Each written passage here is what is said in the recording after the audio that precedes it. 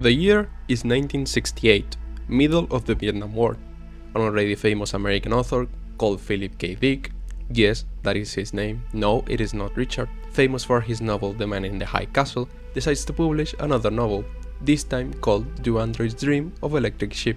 Fast forward 14 years, and Ridley Scott directs a movie by the title of Blade Runner. Now, as you all know, this movie was extremely inspired by Philip's novel, but that was not the only thing, as Do Androids Dream of Electric Sheep is considered to this day one of the most influential books of all time. In 1985, 31-year-old Mike Pondsmith decides to create RTG, or R Talsorian Games, a publisher mostly known for its pen and paper RPG games, like they designed Teenagers from Outer Space, which was the first quote-unquote anime RPG. They also made some of the Witcher franchise, but their most famous one is probably the one you're here for, the Cyberpunk table game. Once I finished my Bioshock video, a friend of mine started playing Cyberpunk, which gave me the idea. What if I just play the game again? I have an unhealthy obsession with this game. This and Mass Effect are probably my most played single-player games of all time. In the past 2 years I have finished Cyberpunk 5 times, and in the past 3 years I have finished Mass Effect 8 times. And it's not like the worst story only runs, I'm talking 100% doing everything you can, that kind of run. Anyway, because I am a brain-dead idiot, I looked at what was behind the story of the Cyberpunk video game, and after who knows how long, I have finally decided to learn its full timeline. So as I started writing this video, I had to think of how I wanted to tell the story of that world, because the story has multiple games that do not form part of the main timeline, like Cyber Generation and Cyberpunk version 3.0. Those two are not canon. But what is canon is the events of Cyberpunk, the role-playing game of the dark future, most commonly known as Cyberpunk 2013, Cyberpunk 2020, Cyberpunk Red, Cyberpunk Edgerunners, and Cyberpunk 2077, not counting obviously Project Orion, because we do not know anything about it. There's also other problems, like for example the main point of the franchise realistically is Night City, everything important to us happens there, but the games also have important events happening in Europe, Japan, Korea, China, Australia, and other places. That is not to say that they don't affect the main plot, they do. The biggest example is Ghost World, which we'll get to, don't worry, which happens in China, and it affects the main plot tremendously. Also, the first books released in 1988, so a lot of events are obviously fiction. Most of them are, but there are some true events here and there, we'll get to them. So, the way this is gonna work is I'm going to present you the biggest events that happen in the timeline, and we'll separate them by decade. And every time something important happens inside said event, I will describe it. Best example being the creation of Arasaka in 1916. I will therefore describe what Arasaka is. Also, this video will not contain spoilers for Cyberpunk Edgerunners or Cyberpunk 2077. Edgerunners because I feel the anime is a bit too new still for me to spoil it, and 2077 because I did a playthrough recently and didn't record it. I could still tell you the story, it just won't have any of my footage. This is a 28-page script, and I haven't even included Cyberpunk 2077's story, and I probably won't. Anyway, let's begin, shall we? Because I have a feeling this will take a long time. Welcome to the Cyberpunk world.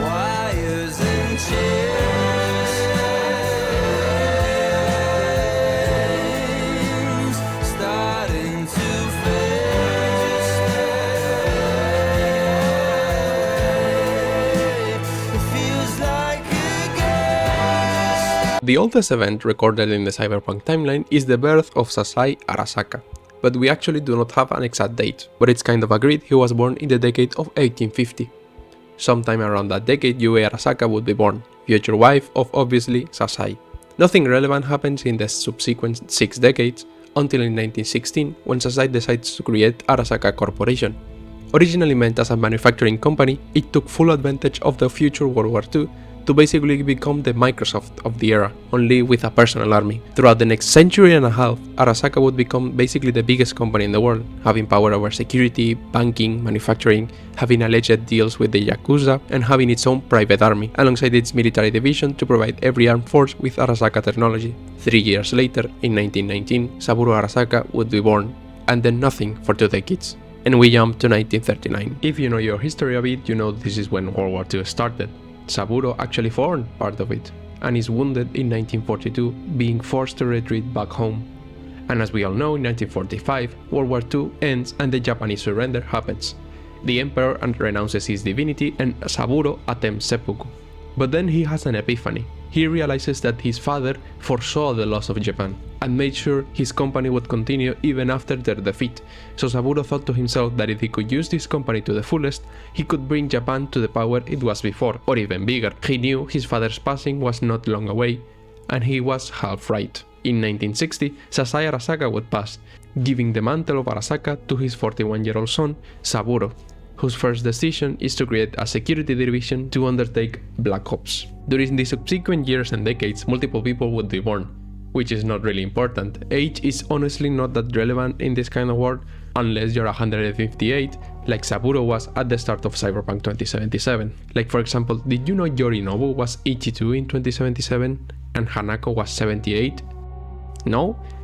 Neither did I. So we jump to 1988, two very important characters are born.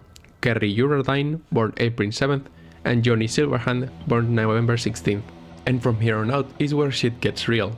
For now, we haven't really seen any real defining events except for the creation of Arasaka, but they haven't really been on the spotlight too much. Again, Japan is still recovering from the war, but bit by bit they are increasing their reputation.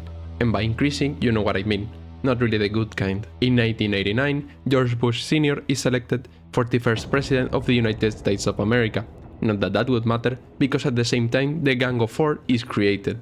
The Gang of Four is the name of a joint force between the CIA, the NSA, the FBI and the DEA would be called, as they wanted to run the country behind the president's back. Other things also happened, like the fall of the Wall of Berlin or the end of the Cold War. 1990. The USA declares the first Central American War. Yes, first. They declare war on the cartels of Central and South America. Alongside all of this, South Africa falls, with only rumors of genocide happening. The London riots happen, West and East Germany are unified, the Warsaw Pact breaks in 1990, not 1991, as it actually occurred in real life, and Gorbachev appoints a successor while the USSR enters in a period of reform. Another big event happening this year would be the creation of Knight International, most commonly known to all of you as Knight Corp. Knight Corp is a development firm, mostly known for their charity work. They are public and do a lot of public work. Jefferson Perales, who appears in Cyberpunk 2077, benefited from their scholarships. They are also heavy investors in alternate energy sources and avant-garde technology. You know the drill. If you have played Cyberpunk 2077 and have done the second Perales mission, you ought to know that the people that are doing that to both of them is Knight Corp. Why? Because they have the mentality of sacrifice a few for the good of many, so they mind control people to act as they want, which is grim as fuck, but their objectives are quote-unquote good. The second biggest event here is the Quiet War. The Gang of Four starts sabotaging European countries to make the US rise in power, to no avail, as a couple of years later the European Economic Community would be created, or EEC, and would stomp on the Gang of Four, making it the highest economic power in the world. We go then to 1991, where Biotechnica develops CH00H2, or CHU-2, as it is commonly known, a new form of fuel, more organic, that would take the world by storm, as by 2020 most vehicles were running on it.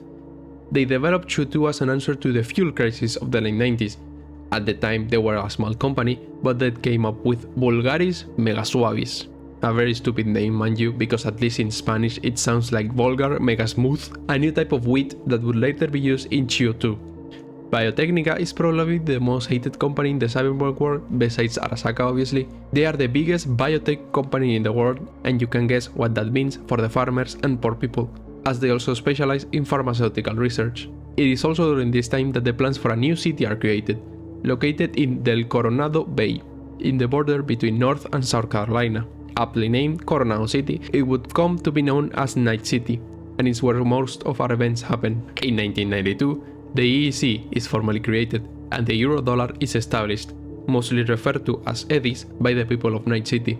It would become the currency of Europe and North America. The DEA actually develops new artificial plagues to stop the cartels that I mentioned before, and multiple drug wars break out. The Aldecaldo clan is created in the same year actually, and the most important event regarding the creation of Night City, the Morro Bay Massacre. The town of Morro Bay was overrun by biker gangs due to the lack of police present in the area and due to the crisis that the United States was suffering in the early 90s. They shut down the power plant the town had, killing the local economy. Thus began a turf war between the local biker gangs and the San Luis Obispo police. In 5 days, the 10,000 inhabitants of the city either fled, died, or were maimed, and the war didn't finish until a US military base that was close, known as Fort Ord, decided to help. This would later be referenced as the Morro Bay Massacre, and would be looked at by Richard Knight, who would decide to build his City of Dreams in that area. Obviously, I'm talking about Night City. The funding for the city came from Arasaka, Petrochem, and EVM. In 1993, James Richard Allen becomes President of the United States, while at the same time a small nuclear device is detonated in New York, killing 15,000. Big foreshadowing if you ask me. Anyway, the construction of Coronado City begins. The Aldecaldo clan is forced to flee from Los Angeles, the first nomad families start being created on the West Coast, and Interpol is sanctioned to operate outside of EEC borders and begins recruiting children. And then 1994 hits. The EEC realizes that the US had been defrauding the global stock market, making the economy hit rock bottom that same year. The reasons for this are multiple, but as mentioned before, the Kuwait War was probably its biggest culprit. One such example was in 1992, when the USSR was in dire need of help. The US, as the bad guys they are, decided not to help and encouraged NATO to do the same. What happened? Well, the EEC did help, and Russia accepted the euro-dollar as the new currency, making NATO collapse. Infuriated by all of this and scared of the EEC space programs, they started hacking the world stock market, especially the markets in Europe and Asia. When the EEC discovered this, they just released the info to the press. Multiple companies put embargoes on the US, and the wheel kept on rolling. At the same time, the First Central American War ends, with the US obviously losing as they are forced to retreat. Multiple other events happen, like a nuclear meltdown occurring in Pittsburgh, where 260 are killed and the Aldecaldos are hired to rebuild the pit, as it is commonly known. Other events include martial law in Poland, or the fact that Australia was forced to recognize companies instead of the Aboriginals. Again, this is just extra lore, as we are not too focused on the rest of the world, but I could do a video about the rest of the world. And in 1996, shit goes down. The collapse of the United States officially begins and martial law is declared. For those of you that don't know what martial law is when the military takes control of civilian government. It basically means that things have gone to shit and the military must take over. On August 17, 1996, James Richard Allen is assassinated. The rate of homelessness in the US is skyrocketing. 25% of the population is homeless, and the nomad riots occurred due to this, and nomad clans start spreading. At the same time, across the pond, Arasaka-backed politicians scrap Article 9 of the Japanese constitution, which basically states that Japan is not allowed to start wars, established obviously after World War II. This forces the American army to flee from Japan and Korea. At the same time, Armatech Lucchesi is founded, most commonly known as Militech, as well as State Oil Industries Subcommittee, most commonly known as Sovoil.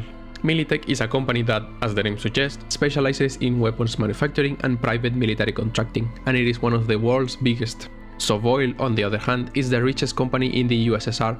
Again, as the name suggests, they specialize in oil. Also, the Far Asian Co-Prosperity Sphere, or FACS, is created. A group of public companies joined to stop Arasaka, and especially Saburo, from utilizing the SDF, or the Japanese Self-Defense Force, for his own gains. In the next year, in 1997, the Mideast meltdown occurs, a series of wars that broke out in the Middle East and pretty much wiped out Iran, Iraq, Libya, Chad, and the Arab Emirates. The only countries that were left alone were Egypt, Syria, and Israel. But that was mostly due to the fact that they were already in the gutters to do other wars. You can guess what this did to the world, and if you haven't guessed yet, the prices of oil skyrocketed as the world supply was cut in half. Also, the conflict I mentioned before between FACS and Arasaka begins in the Japanese government as FACS learned of the politicians that were bugged by Arasaka, so they leaked it to the public, making the police arrest 60% of the Diet, multiple employees in the ministry, and the Prime Minister for corruption. This was later referred as the Bald Hill Scandal. August 3rd. Famous rocker boy James Manson is killed in the UK, making the rocker boy movement even bigger. The rocker boy movement is what musicians call the way they did music. If you listen to some of samurai songs, for example, they are very anti-corpo. At the same time, Taiko is founded, the first moon colony. The Gang of Four is officially being investigated now. Hong Kong is given back to China from Britain, and other minor events happen in other countries. 1998. An earthquake happens in Los Angeles. Weird, I know, and 65,000 people are killed, as it was a 10.5 in the Richter scale. 35% of the city is underwater. Richard Knight, creator of Night City, is killed by the mafia, and Coronado City changes its name to the aforementioned Night City in his honor. In 1999, martial law for the US ends. The Federal Weapons Statute is created, allowing people to carry weapons, making riots go down in numbers, but having the creator of the statute assassinated by a guy that killed him with a gun the statute allowed. Fears of Y2K start happening. Yes, this shit happens in universe as well, this is hilarious. Petrochem is given permission by Biotechnica to actually grow Chu-2. The Second Korean War begins between North and South Korea. Martial law is declared in Hong Kong. The Jouds, former farmers, begin salvage operations in Los Angeles. The Jouds, by the way, are one of the 7 nations, the name by which the 7 biggest nomad clans are called, including the Jouds, the Aldecaldos, Blood Nation, Folk Nation, Metacorp, Snake Nation, and Thelas Nation. And Night City officially receives its name, given by the wife of the deceased Richard Knight, Miriam Knight. And the change of century happens.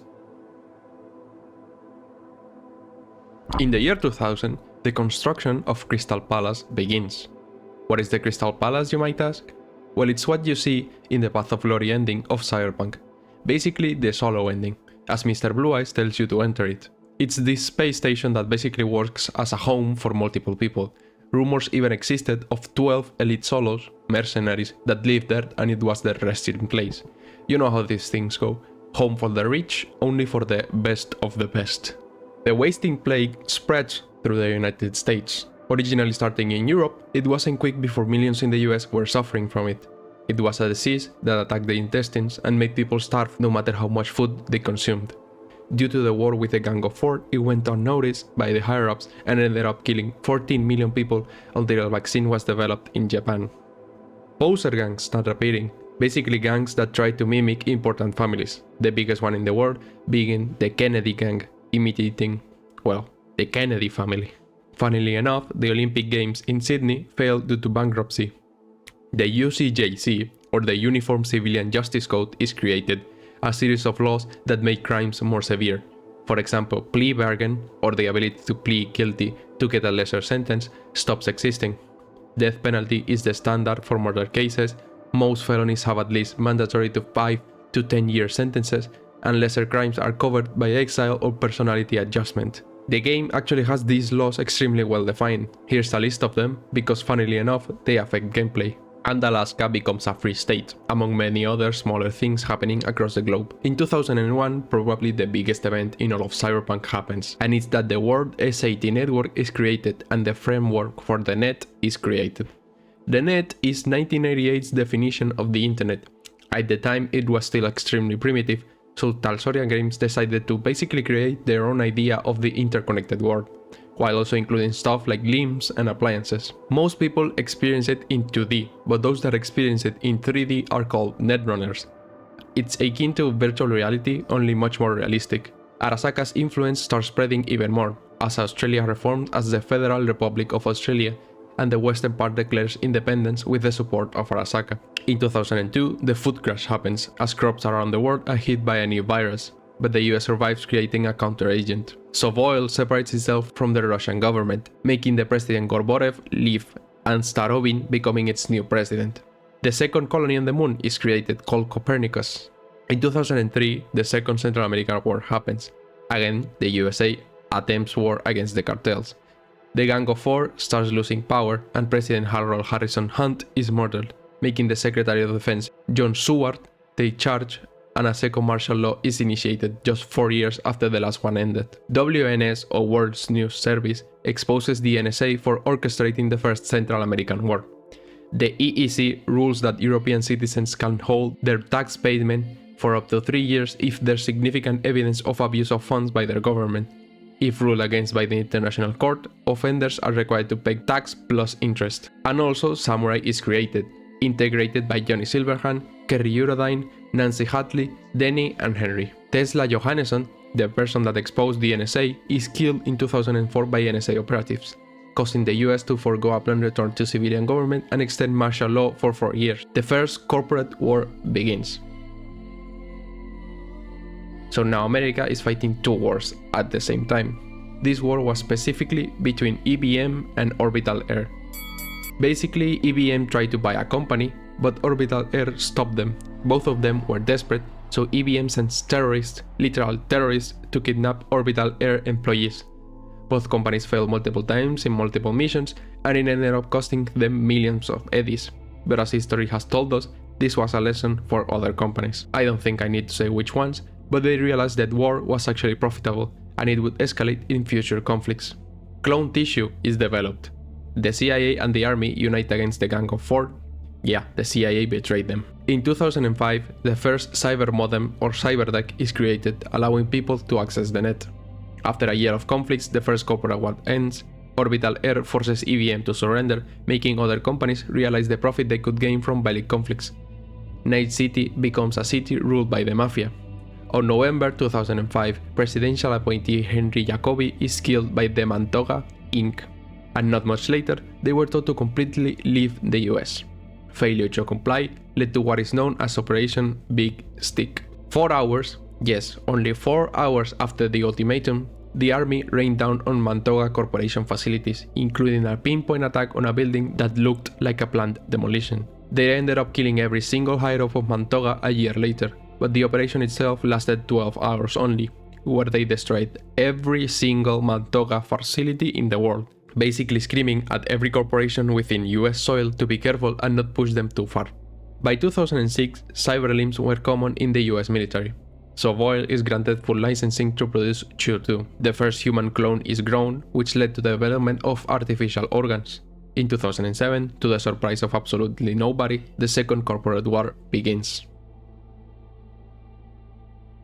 Petrochem, the primary producer of Chu-2, offered to supply Sovoil with updated technology to help Sovoil drill, pump, and create other fuels from untapped oil resources in Siberia. This offer came with the condition that Petrochem receive partial drilling rights.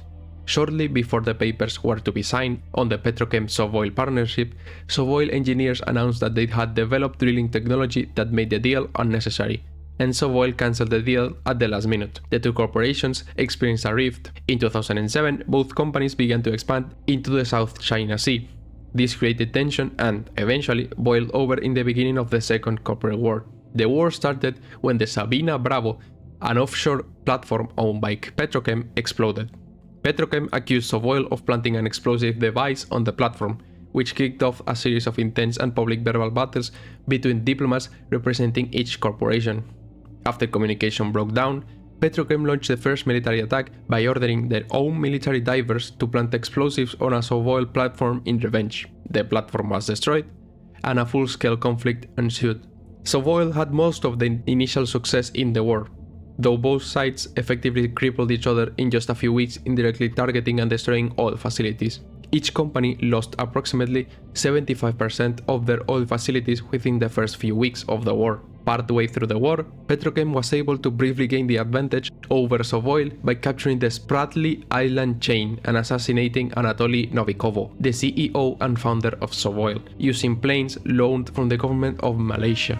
In the end, it was discovered that the destruction of Petrochem's Sabina Bravo offshore platform, the event that convinced Petrochem to go to war with Sovoil, was in fact an accident that Sovoil was not responsible for. In the same year, the first brain dances are created, basically a virtual reality experience of somebody's memories, along with their emotions and every other baggage that comes with it. You basically become that person for that memory. The Maoist loyalist cabal captures Hong Kong. I mention this because Hong Kong will soon have a big impact in the story. And the government, decides to use funds that were destined toward rebuilding the towns that were ravaged by the 1997 earthquake to fund the Olympics. In 2008, the first orbital war happens, making the trifecta of wars in Cyberpunk.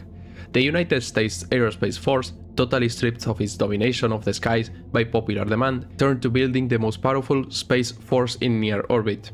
This was matched by the Neo-Soviet Union's own ESA-assisted space armament plan, and the two powers proceeded to litter near orbit with killer satellites, concealed drones, work habitats, and massive battle stations which serve as orbital fortresses and bases.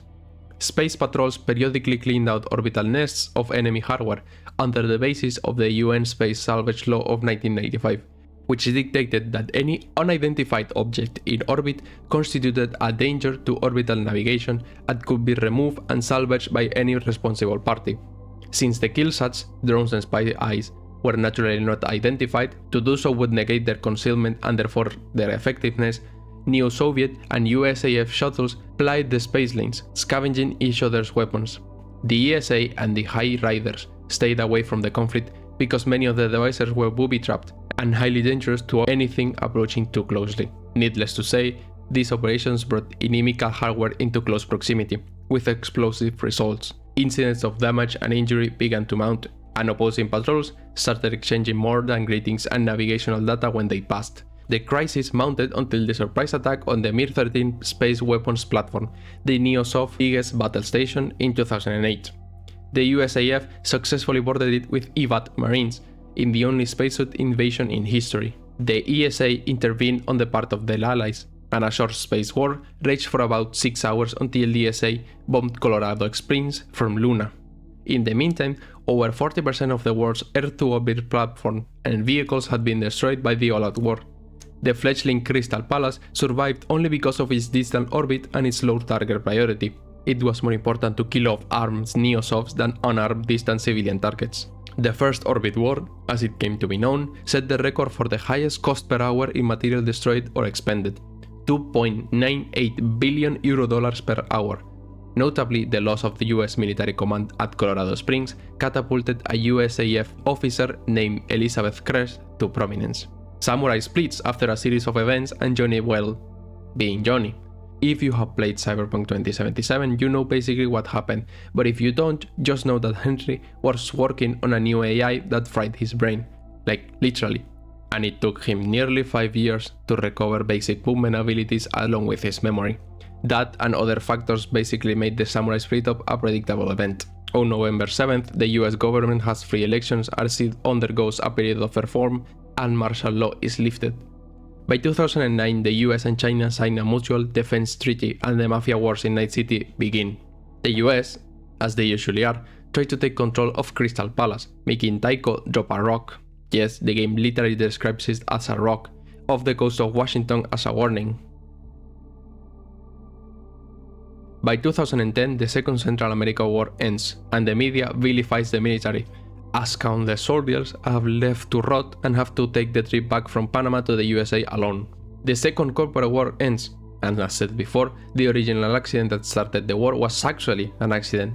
Also, Sovoil is now in control of the southern Chinese Sea. The corporation and Triads of Hong Kong ally against the Maoist loyalist cabal. The Night City Psycho Squad is formed by Ares, a psychotic solo.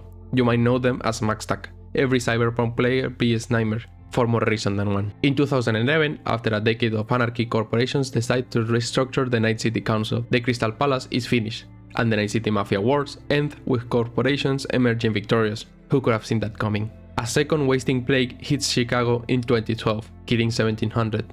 The Long Walk ended with only 10% of nomads coming back. What was the Long Walk? Well, as I said before, in 2010 the Central American War ended. As USA forces began withdrawing from their bases and returning to the United States, one of the most tragic events of the war occurred. During the war, military personnel shortages employed hundreds of thousands of civilian contractors, most of whom were skilled but unemployed before the outbreak of the conflict. By the end of the war, over 500,000 of them were stationed in Panama City and the other military bases in Panama and Colombia. Unfortunately, severe budget cuts by the new Congress limited the funds available for the withdrawal to the US, and the decision was made to abandon the civilians in Panama, laying them off from their jobs and leaving them stranded while the rest of the regular military left the country. The result was the infamous Nomad March of 2010-2011, which claimed more lives than the war itself and culminated in the rise of numerous Mexican nomad gangs and coastal pirates. The long nomadic march ends with only 10% of participants returning home in 2012. Also, Metacorp is founded, a corpo, nomad family, and one of the 7 nations. And 2013 marks the year of the first Cyberpunk story. Most of what happens in that game occurs during this year. But let's just go over the important stuff. Netwatch is established. Netwatch is a global policing organization founded in 2013 by a US-Euro Theater Treaty. It works in tandem with and receives funding, equipment and personnel from governments, corporations and other large organizations to patrol the net and prevent cybercrimes. The organization's netrunners, known as netcops, wolves, weasels and the Icemen, were equipped with very powerful software to move through the net, and would patrol specific beats, which could cover a city, region or continent. While arrest and imprisonment were the primary goals of Netwatch, it was also known to use black ice programs to kill or maim their opposition. Microtech creates the first artificial intelligence, and here comes the event that would set the future of not only the US, but also the world. Al Cunningham is kidnapped by Arasaka, making Johnny Silverhand and others form a riot in front of Arasaka Tower, 18 dying and 51 being wounded. Among the dead was Al Cunningham. Al Cunningham, as described by Cyberpunk 2077, was probably the best known in the history of the world, and the creator of Soul Killer, the technology that allowed Johnny to be stored in the ship and allowed Saburo Arasaka to basically become quasi-immortal as seen in the Arasaka ending in Cyberpunk 2077. Johnny goes into hiding with the help of the Aldecaldos. By 2014, turf wars happened in Night City, known as the Metal Wars. Multiple events happen in Asia, the biggest one being the liberation of Hong Kong. In 2015, Lithuania, of all countries, hired cybernetic mercenaries to repel an invasion by Latvia. This is one of the first uses of what will be known in the future as Solos. Japan is removed from the EEC. Don't ask me why they were there, as they aren't European. Nanotechnology becomes available publicly. The EEC actually declares that all combat-oriented cyberware held by civilians must be registered along with the passing of a psyche valve, and failure to do so will result in removal of said cyberware. In 2016, the third corporate war begins.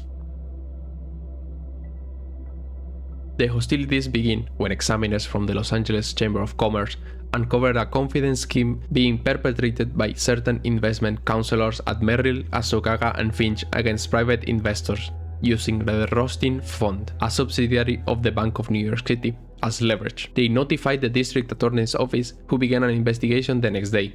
The Rostin Fund, angered by MA&F's duplicity and not wishing to get dragged down in the investigation, turned everything they had over to the DA's office. They also hired local street netrunners to begin probing the trio's data fortresses in search of the truth. MA&F's administrations took this move by their former ally as a direct attack. They immediately countered by stepping up net security and unleashed their netrunners to launch an assault on the Rostin Fund, first hitting Rostin's financial targets. Then their strike teams turned their attention to actually destroying Rostin computer systems, which escalated the fighting. For several days, situation was a confused melee. Data fortresses became armed camps as everyone nervously watched to see what would happen next. Netwatch responded by limiting net access and cracking down on computer crime, making several sweeps resulting in numerous arrests and flatlines. Both the Rostin Fund and MA&F decided to take it to the mid-world. They began hiring mercenaries. During a 12-hour period, short-pitch battles were fought in Leo and on Earth, all to destroy the physical locations of the enemy's net communication gear. These battles ended with considerable loss of life and millions of dollars in material destruction. The next 6 months consisted of endless net raids, most of them inconsequential and indecisive. Indeed, more damage was done during the 12 hours of actual firefights than during the entire remainder of the conflict. When it was over, the Rostin Fund ceased to exist as a single entity. MA&F turned the corpses of 2 of their executives who had started the whole mess over to the Los Angeles DA. They also got stuck with the bill for damage done in Leo and on Earth.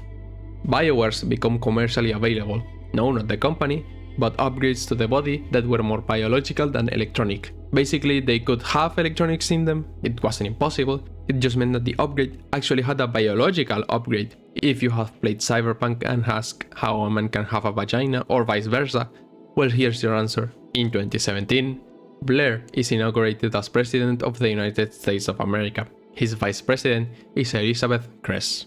Arasaka discovers precious natural resources under a facility in Africa.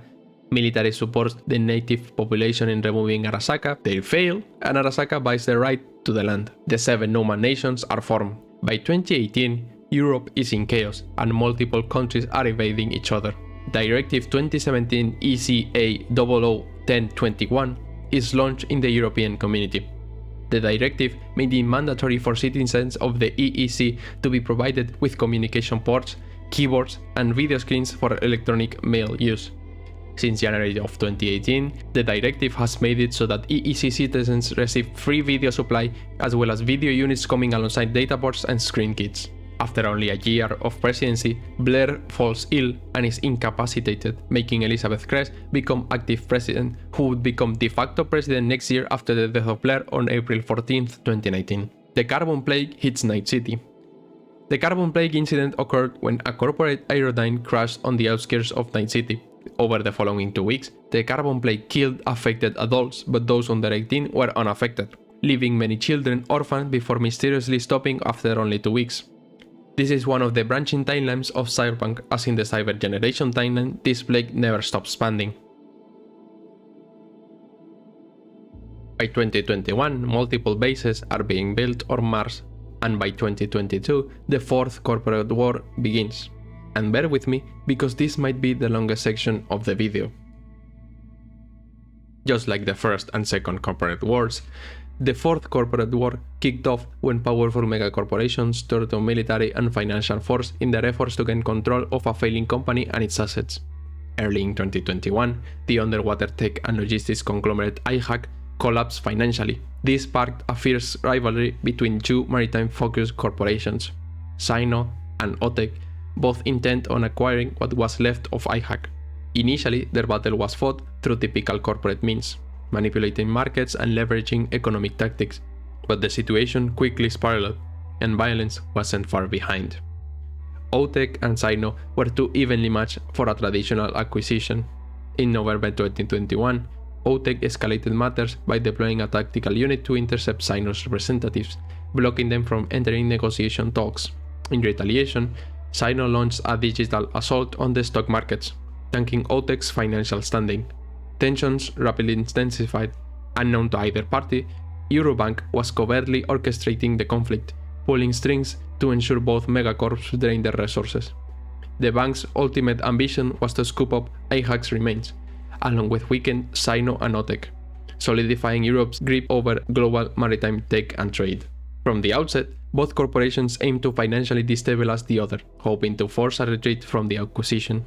But as time passed, it became clear to the global community that the corporate struggle risked triggering a much larger crisis. With the global economy reliant on shipping and marine-sourced energy, food, and raw materials, the world couldn't afford to look away. After a year of back and forth, the war reached a deadlock. Neither side could overpower the other, which prompted both companies to seek reinforcements. They turned to bigger players for help. OTEC partnered with Militech, while Sino secured Arasaka. Initially, both Arasaka and most of Militech's leadership weren't interested in a direct confrontation. Their involvement was purely business: provide protection, offer logistics, and showcase their capabilities on a global stage. But things went off script. An Arasaka advisor embedded with a Sino unit was mistakenly killed by Militech personnel during a raid on an OTEC site. She wasn't wearing any identifying Arasaka gear. In a separate incident, Arasaka's automated torpedoes struck a Militech vessel covertly transporting supplies for OTEC through Sino-claimed waters. By February 2022, the situation had escalated to the point where several governments began taking control of remote Sino, IHAC, and OTEC facilities under the guise of protective custody. This triggered direct confrontations between corporate forces and state militaries. On February 22nd, mounting global pressure pushed Sino and OTEC into peace talks. However, by then, the war between Militech and Arasaka had taken on a life of its own. Years of tension, compounded by the interference of figures like Donald Lundy, and repeated accidental damages, made their conflict personal. Although Sino and OTEC settled their differences in early 2022, Militech and Arasaka continued their conflict from the shadows. By February 20th, Eurobank recognized that its manipulation had spiraled out of control due to Arasaka and Militech's deeper involvement. The bank pushed hard for a ceasefire, but both security corporations resisted. Just 2 days later, on February 22nd, OTEC and Sino terminated their contracts with their respective military backers. By February 27th, a formal peace agreement between the two Aqua Corps was signed. That didn't stop Arasaka. On March 6th, they tested Soul Killer 2.5 by embedding it into the SmartLink system of a Militech executive's vehicle. The program succeeded. allowing them to capture the executive's consciousness and extract sensitive data. The intel led to a full-scale raid on Militech's office in Night City, sparking 3 months of covert attacks between the two corporate giants. By late May 2022, the shadow conflict turned into open warfare. On June 9th, Arasaka launched an offensive against a Militech factory in Virginia. In retaliation, Militech-backed mercs slaughtered workers at an Arasaka facility in Yokohama. These violent skirmishes became a deadly occurrence by mid-July, and the war wasn't limited to Earth. Hostilities extended into orbit, severely impacting space operations. Meanwhile, strange anomalies began corrupting data across the net, with numbers and information changing unpredictably. This marked the start of what would become known as the data crash. By late spring, the corporate war had fully reached outer space. Arasaka and Militech clashed beyond Earth's atmosphere, disrupting travel and commerce even further. That summer, Arasaka seized a Militech office in Los Angeles. In response, Militech orchestrated a riot at Arasaka's Paris branch and used the chaos to release a fast-acting gas into the building's ventilation system, killing everyone inside. In late summer 2022, fighting in Chicago escalated to urban warfare where air and orbiter support were deployed. The conflict ended when no-man groups Metacorp and Folk Nations, both on the contract during the city's rebuilding, used sabotage teams to level both Arasaka and Militech sites. Around the same time, Militech deployed a biological weapon in Busan, South Korea, causing a massive civilian death toll. The city was evacuated and later placed under quarantine. By September 2022, Hong Kong had become a full-blown war zone, with Arasaka and Militech forces reducing the city to ruins. Refugees fled before the worst of the fighting began. In another incident, 6 Militech scientists died while connected to the net. The company suspected Arasaka had used Soulkiller to murder them digitally. Meanwhile, the city of Rio de Janeiro was devastated in a prolonged battle between Militech and Arasaka, with entire districts left in ruins. Then, in late September, an orbital kill satellite accidentally targeted the Crystal Palace space station. 3 High Riders were killed intercepting the strike. On September 29th, the High Riders aboard the O'Neill 2 station declared independence, igniting the 7-hour war. The European Space Agency, having concentrated most of its resources on Earth, couldn't respond effectively. Seizing the moment, both the United States and Japan officially recognized O'Neill 2's independence, eager to establish influence in space. In the fall of 2022, regional governments in Southern California and the Republic of Texas seized all Militech and Arasaka assets within their territories. The European Economic Community soon followed, warning that it would do the same if violence continued. When an EEC Militech facility was attacked, believed by some to be a false flag operation, it gave the EEC the justification it needed to nationalize both corporations' European assets. Inspired by Europe's actions, the Japanese government moved to nationalize Arasaka holdings within its borders. Prime Minister Jiro Kikuchi attempted to seize control of the corporation, but Saburo Arasaka used his influence to block the move. Still, Saburo's estranged son Yorinobu covertly aided the Japanese government by leaking key intel, helping to weaken Arasaka's presence in Japan. With Arasaka's domestic resource stripped, the US took steps to bring the global war to an end. President Elizabeth Kress, formerly Militech's president, reinstated Donald Lundy's government commission. Under his reluctant leadership, Militech ceased all offensive operations. With both corporations' assets nationalized or destroyed, the larger conflict came to a close. But Arasaka remnants still held ground in the Western Hemisphere, especially in Night City. President Kress had personal reasons, as well as strategic ones, for wanting Arasaka completely removed from North America. The last battlefield was Night City. Kei Arasaka, Saburo's son, remained isolated there, cut off from global support. Arasaka regrouped in the city, consolidating forces. By summer 2023, hostilities boiled over. Prominent US political figures were assassinated while connected to the net, their minds allegedly destroyed by Soulkiller. The attacks influenced national policy. Ultimately, Militech withdrew from Night City, labeling it a lost cause. But they weren't done. They began preparing a final strike to wipe Arasaka out for good. And here comes the most famous event in the world of cyberpunk, deemed the Night City Holocaust. By August 2023, Night City had become Arasaka's final stronghold in North America. Kei Arasaka, now CEO, operated out of the towering Arasaka Towers, attempting to broker a last-ditch deal with Militech and the US government. Meanwhile, Northern California forces under Governor Denis de la Vega, had encircled the city, working in tandem with the US. President Elizabeth Crest had deployed elite American and military units under General Patrick Eddington. These forces massed in the hills surrounding Night City, preparing for a final confrontation.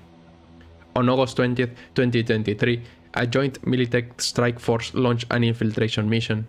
Leading the operation were Morgan Blackhand and Johnny Silverhand, tasked with destroying or extracting two vital Arasaka assets: the Soulkiller 3.0 program and the Reliquary database. Johnny's group, Team Alpha, was made up of Militech Spec Ops operatives, a faction of the Caldo nomads called the Lobos, solos like Rogue and Shaitan, the media Lyle Thompson, and the netrunner Spider Murphy. Their objective? Infiltrate the Soulkiller lab on the 120th floor and rescue Al Cunningham, who was trapped in Arasaka's network, as she had made contact earlier establishing that she survived quote-unquote, but only on the net and on Mikoshi. Meanwhile, Strike Team Beta aimed to reach the sub-basement housing Arasaka's command center and the Reliquary database, with plans to either recover it or detonate a small tactical nuke to make it unrecoverable. The idea was that the deep location would contain the blast. Finally, Strike Team Omega, led by Blackhand, was composed of elite Militech units, a high-end combat Borg, and Morgan's own covert crew, including operatives like Fate, Sphinx, Race Chappelle, and others. Their role was fire support and emergency backup. What many didn't realize was that Alpha Team's flasher roster was never expected to succeed. It was a diversion. Only General Eddington and Morgan Blackhand knew the truth. The mission's primary goal wasn't the destruction of Soulkiller, but the neutralization of the Reliquary database and, if needed, the complete demolition of Arasaka Towers. Though Morgan was aware of the first objective, he wasn't told about the second. Arasaka had taken its central systems offline at the war's outset, storing sensitive data at Night City HQ. In the wake of the data crash, such a cache could reshape the balance of power if exploited. The stakes were world-altering. That night, Alpha Team was dropped onto the roof of the towers via AV. Their goal? Breach the upper levels and descend towards the Soulkiller labs. Omega Team's entry route remains classified, but a Lobo operative last spotted Blackhand descending a stairwell with a heavy case, presumably the nuclear device. Inside, Alpha Team reached the lab, where Spider Murphy interfaced with Arasaka's systems, contacted Al Cunningham and transferred her to our portable data case. She also uploaded a virus to erase Soulkiller 3.0 from the network and began downloading encrypted files onto data chips. When Thompson asked what the chips were, Spider lied, claiming they held nothing important, just development team info. As this unfolded, Arasaka located them. Kay dispatched Adam Smasher and two Arasaka squads to intercept Alpha Team, while also reinforcing the sub-basement against Beta Team's approach. Preparing for worst-case scenarios, Kay readied his emergency evacuation EV and activated the laser uplink to back up the Reliquary data. Blackhand caught wind of the uplink activation and moved to stop it. When Alpha Team attempted to exfiltrate, they were ambushed. Smasher's team tore through the operatives and Lobos, wounding Thompson and trapping the survivors. In the chaos, Spider reconnected to the net and scattered Al's consciousness across cyberspace, tagging each fragment in hope of recovering her later. As bullets flew, Johnny, determined not to abandon Alt again, charged Smasher with both his Malorian and a Militech SMG. He emptied both weapons to no effect. Smasher returned fire with his auto shotgun, tearing Johnny apart. Shaitan, seizing the opportunity, tackled Smasher to buy time. He told the others to flee. Spider tried to reach Johnny's side, but Rogue stopped her, knowing he was already gone. Still, Spider retrieved a data slug Alt had given her and inserted it into Johnny's neural port. She then turned to retrieve the suitcase, only to find it destroyed. Whispering goodbye to Alt, she helped Rogue and the remaining Lobos drag Thompson into an elevator and escape. In the sub-basement, Beta Team was engaged by an Arasaka unit led by Haruko Kanawa. Despite their resistance, they completed their mission. Alpha Team regrouped on the roof, where Blackhand rejoined them just as Smasher arrived in full power armor, holding Satan's severed but still living head. Blackhand stepped out to face Smasher alone, ordering the others to escape. As their AV lifted off, Johnny's team saw Blackhand preparing to fight the heavily armed Borg atop the towers. Moments later, a nuclear blast consumed the site. The tactical nuke detonated on the 120th floor of the eastern tower, directly within Kei Arasaka's private bunker and Soulkiller's main lab. The explosion believed to be between 0.1 and 0.5 kilotons in yield, obliterated the Arasaka towers and flattened the entire city center. For comparison, Little Boy, the nuke that fell on Hiroshima, was 15 kilotons. Over 12,000 people were killed instantly, hundreds of thousands more were injured or died from the aftermath. Since the detonation occurred around 366 meters above sea level, it created an airburst, reducing long-term radiation fallout but triggering severe secondary effects. Built on unstable reclaimed land, the blast caused a minor earthquake that liquefied parts of the city's foundation and flooded it in districts. Dust and debris filled the skies across northern California and beyond, and a massive firestorm scorched miles of surrounding terrain. The resulting atmospheric pollution turned the sky red for nearly 2 years, giving rise to the era known as the Time of the Red. Within a day, Night City became nearly unlivable. While many citizens survived the blast thanks to cybernetic enhancements or filtration systems, massive infrastructure damage and fires forced mass evacuations. Broken gas lines, ruptured pipes, and damaged power grids plunged the city into chaos. President Kress publicly blamed Arasaka for detonating the bomb, suggesting they used it to deny Militech access to the towers. In truth, the explosive came from Militech's own operatives, but the full story remained buried under layers of deception. The big lie that Arasaka destroyed their own headquarters was accepted globally. Whether it was an act of aggression, denial, or a last resort remains uncertain to this day. In the wake of the blast, President Kress nationalized Militech, placing it under US military command via General Lee. Arasaka was exiled from the continental US under threat of retaliation. Other nations followed suit, freezing or seizing assets of both corporations. Interestingly, Arasaka had secretly installed a far larger nuclear device beneath the towers, intended as a last resort if the stronghold was overrun. Only Kei and Saburo Arasaka knew of its existence. After the blast, Kane sent a team to confirm whether the detonation had been theirs. When they found it had not, they searched for their own warhead. Radiation scanners eventually led them to a garage owned by a cyborg named Samantha Stevens. But before they could act, Kei Arasaka was killed. Unbeknownst to Arasaka, Samantha had found the nuke while exploring the Rilung Tower. She dumped it in Del Coronado Bay, using its casings to hide the body of Johnny Silverhand. Arasaka, leaderless and in chaos, decided not to recover the bomb, instead monitoring Samantha's locations for years. 15 years later, Michiko Arasaka intercepted a group transporting the weapon to New Mexico. She convinced them to dismantle it at Los Alamos, fearing what could happen if it fell into corporate hands. All of this led to the period between 2023 and the 2040s to be known as the Time of the Red, and it's part of the Black Dog story of Cyberpunk, called that due to the red skies left due to the nuclear device planted by Johnny. Also, this led to the events that would basically start Cyberpunk 2077. A Soul Killer 3.0 is used in Johnny Silverhand as a test subject for Saburo's future uses.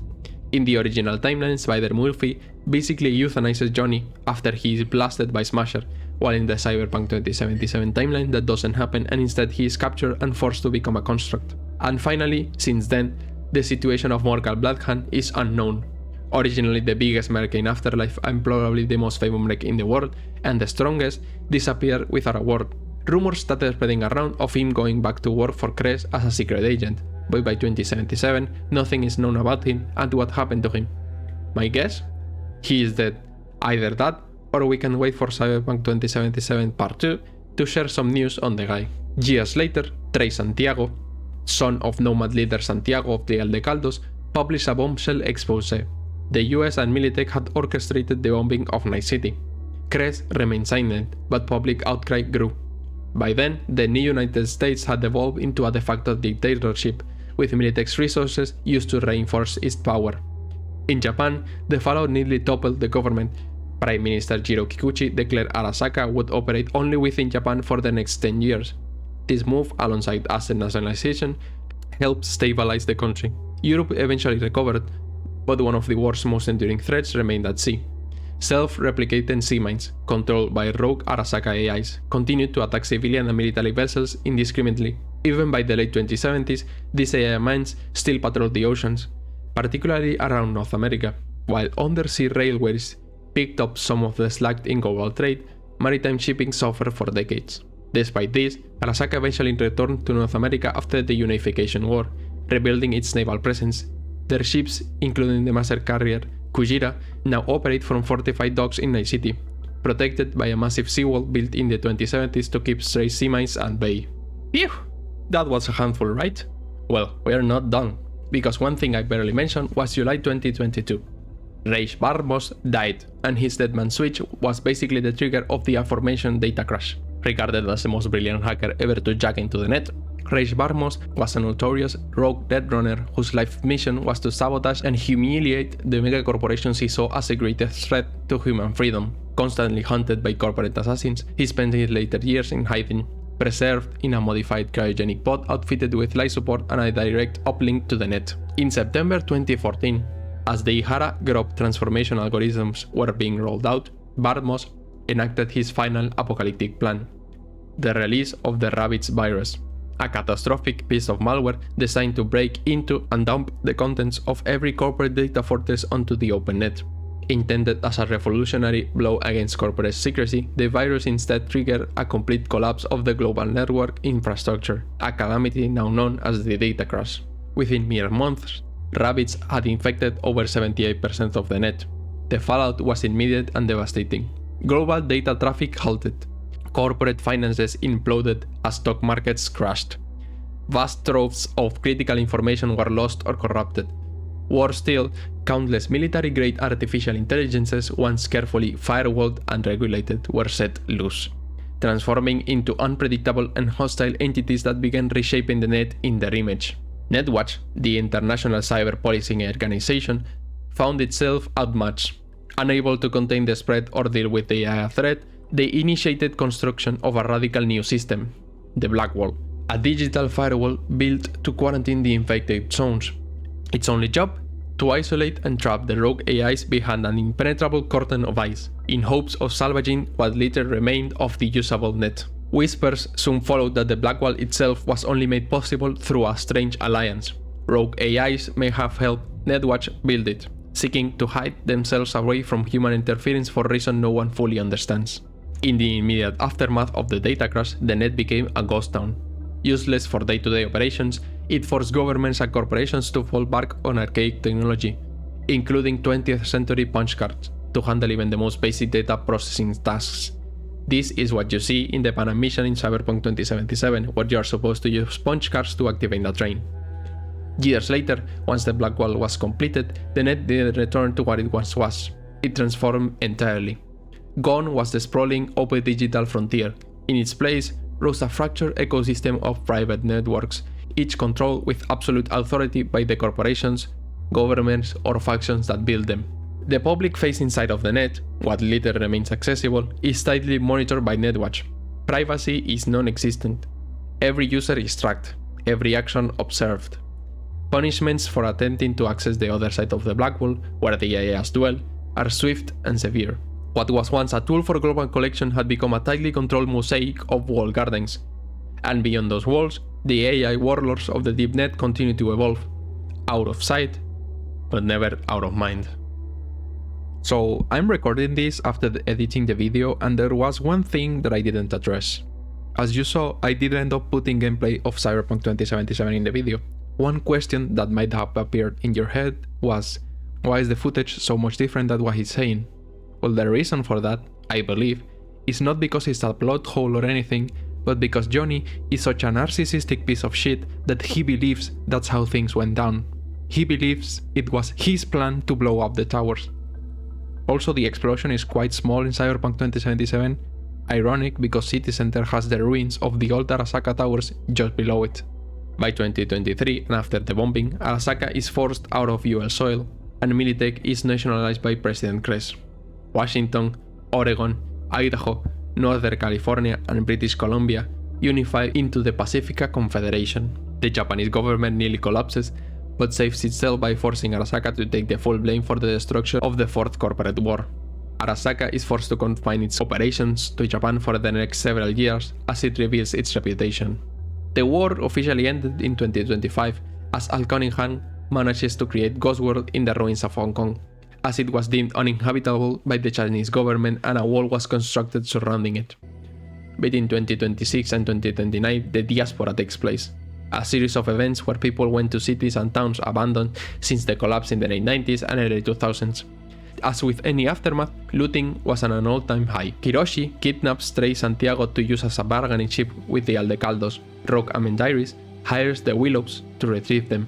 Kiroshi is the leading expert in optical cyberware, by the way. In the subsequent decades, CityNets were built as a way to restore communications after the data crash and the destruction of the old net. One company was created, called Ziggurat, meant to create said CityNets, which were basically just VPNs. By 2040, Militech is forced to create the Black Wall to stop the Revit AIs from crossing. Rumors of Mark and Black Hand start circulating, as said before. The first mega buildings start being constructed, as seen in Cyberpunk 2077, due to population growth. Most cities in the new United States, Pacifica Confed, Free States, and Canada have CityNets and data poles courtesy of Ziggurat.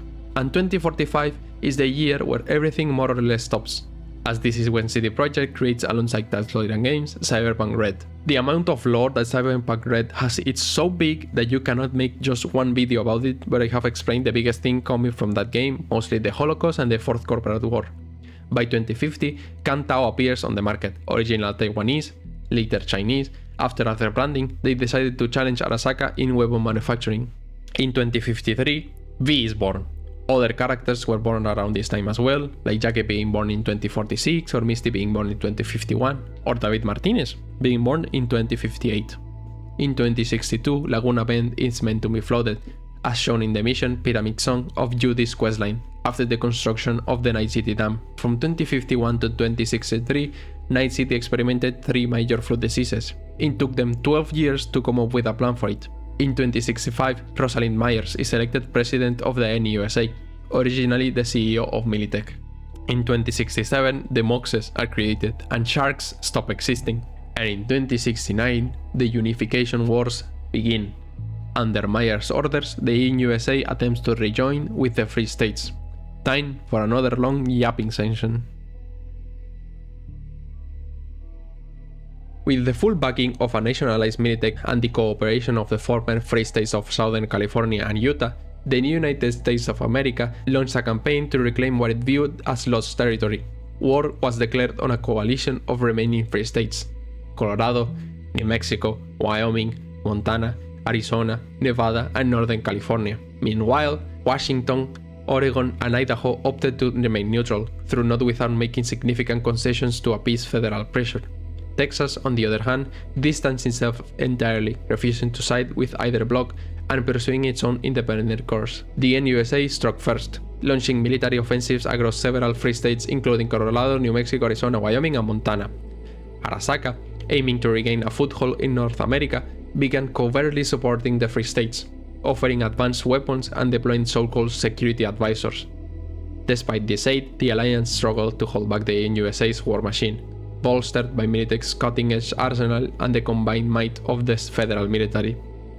As the conflict escalated, it reached a horrific climax in the Battle of Ridgecrest in Southern California, one of the bloodiest days of the war, with over 3,000 fatalities in just 24 hours. By 2070, federal forces had taken control of nearly all the resisting free states, with the exception of Texas and Northern California. The latter's capital, Sacramento, was hit especially hard, carpet-bombed on the night of June 6th, resulting in massive civilian casualties. To the southwest, Night City, sitting at the border of the NUSA-aligned SoCal, managed to avoid direct involvement. Barely. Maintaining a fragile neutrality, its citizens lived under constant threat of invasion. The fear prompted corporations to withdraw funding from the ongoing Pacifica District redevelopment. Parts of the district were quietly occupied by the NUSA troops led by Colonel Hansen. This is shown both in Phantom Liberty DLC, with Vargas occupying Dogtown, and with Pacifica, as described by Placid, a city that was meant to be a cash cow for Night City, but ended up being scrapped. Adding to the complexity, the USSR sent humanitarian aid to Night City, though most suspected it was a thin cover for a weapons shipment. Meanwhile, Texas sealed its borders, denying refuge to Night citizens fleeing the turmoil. When another NUSA division was spotted approaching the outskirts of Night City, disaster was narrowly averted. Councilman Lucius Rhine leveraged his years of political connections to call in a favor from Arasaka, now operating in exile. On June 12th, an Arasaka supercarrier arrived in the Coronado Bay. Hours later, NUSA forces withdrew, and President Rosalind Myers ordered FIA agents inside the city to stand down. Following Arasaka's bold intervention, neither side was willing to risk a broader war. A peace proposal was brought forward, and President Myers, conscious of the unsustainable cost of escalation, chose to accept. The result was the Treaty of Arvin, also known as the Unification Accord, signed in the South Californian city of Arvin. The terms of the treaty brought the war to an end. The Free States retained their autonomy but were required to cooperate closely with the NUSA, including participation in the federal government and the abandonment of internal hostilities. Night City, however, won full independence, breaking away from both North California and federal jurisdiction to become an international free city. Texas, true to form, refused to sign and remained fully autonomous, and officially hostile to the NUSA. Why does that not surprise me? Perhaps the biggest winner was Arasaka, which saw the post-Fourth War corporate ban lifted. With the peace accord in place, the megacorp was free to re-establish its presence in North America. Though few were truly satisfied with the treaty's terms, it was widely seen as a lesser evil compared to a renewed global crisis. Both camps claimed victory. The Free States touted their preserved sovereignty, while the NUSA declared itself closer than ever to reuniting a fractured America. Night City's independence came at a cost. Corporate influence surged back into the city as megacorps rushed in with capital and contracts to secure a new West Coast base.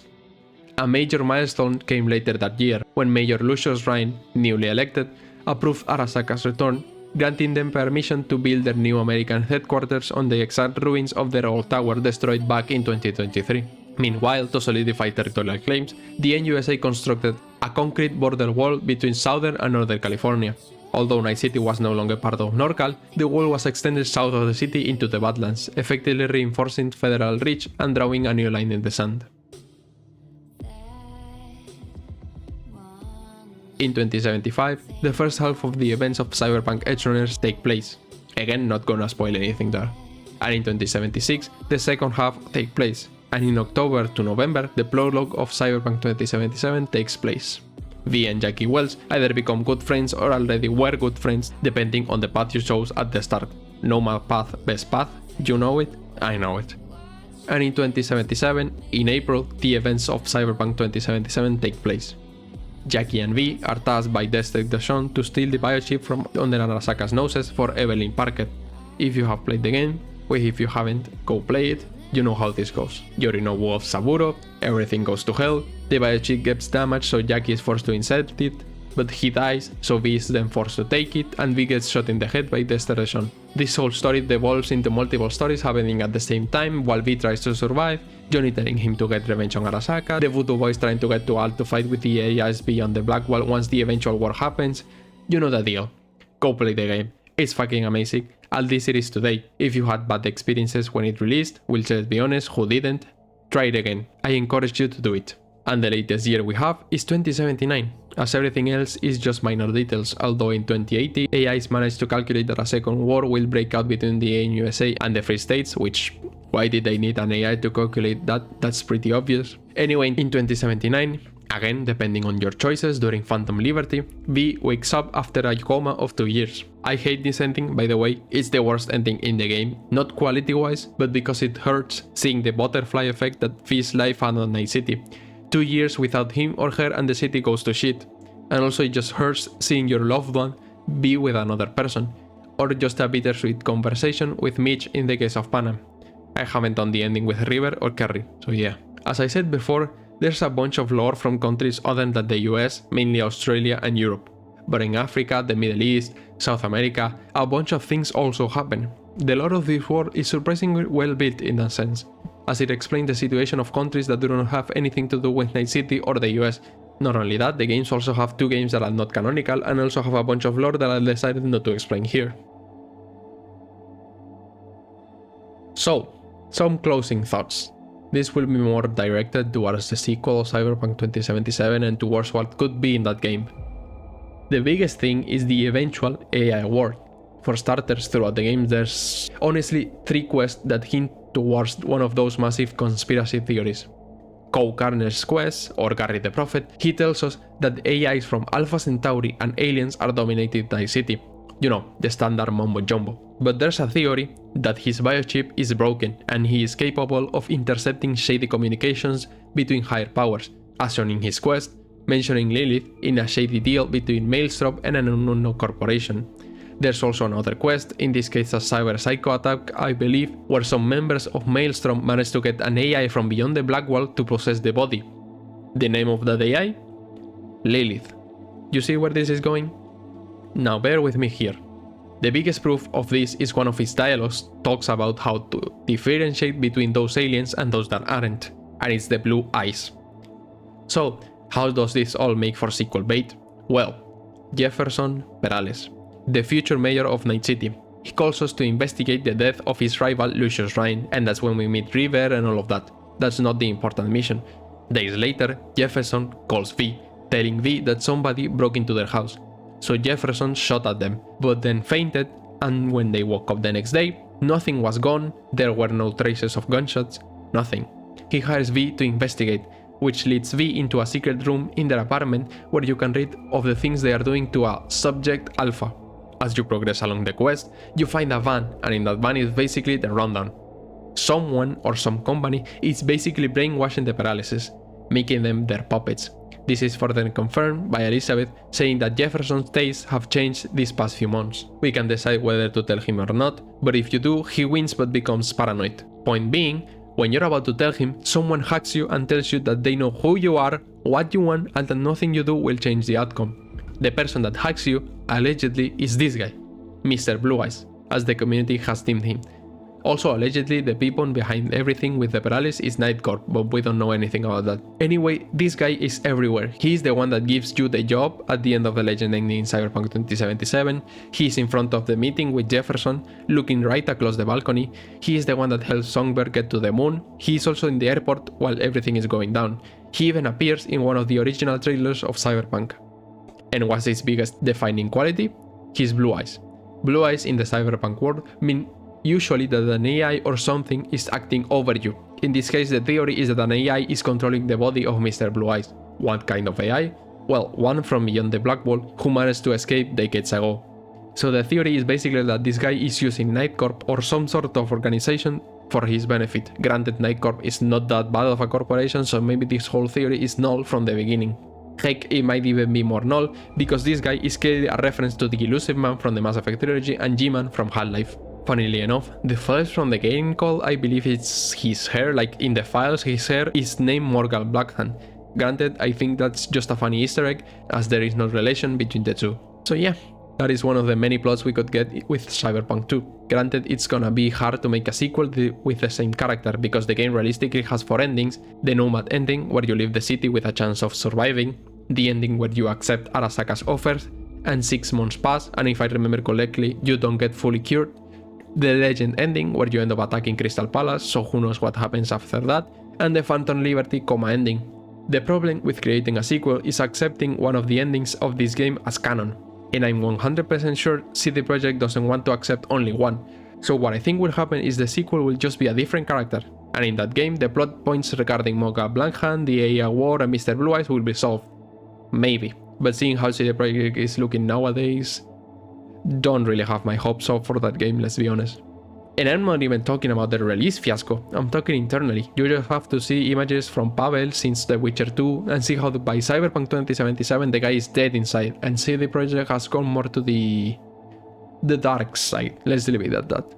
If Cyberpunk 2077 and Cyberpunk Edgerunners did one thing correctly, is the representation and adaptation of their stories into the original Cyberpunk world. The amount of details in 2077 alone would make for an hour-long video. And even if you like the story of 2077 more or less, you cannot deny that it works perfectly fine with the original world, or at least it does in my opinion. I don't know why I'm stating it as facts. Anyway, I'm way too tired. I've been speaking non-stop for like 4 hours, and this video is probably gonna take more than a month to finish. This script is being recorded on October 21st, 2025, so you will know how long it took. So yeah, see you in the next video.